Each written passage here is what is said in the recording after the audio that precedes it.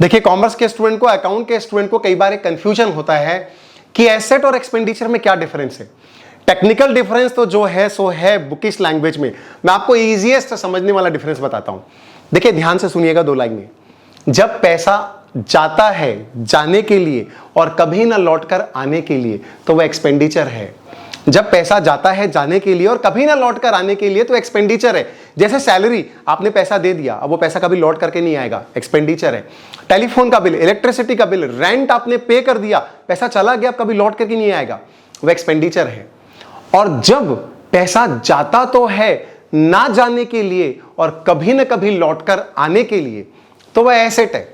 जैसे आपने बिल्डिंग खरीद लिया, लैंड खरीद लिया, इन्वेस्टमेंट कर लिया, एफडी करवा दिया, ये पैसा गया तो है लेकिन परमानेंट जाने के लिए नहीं, कभी ना कभी लौट करके आएगा। उस एसेट से आपको अगर आप चाहोगे तो पैसा वापस मिल सकता है। तो अगर पैसा जा रहा है कभी ना कभी लौट कर आने के लिए तो एसेट है। तो ये दो लाइनें याद रखिएगा।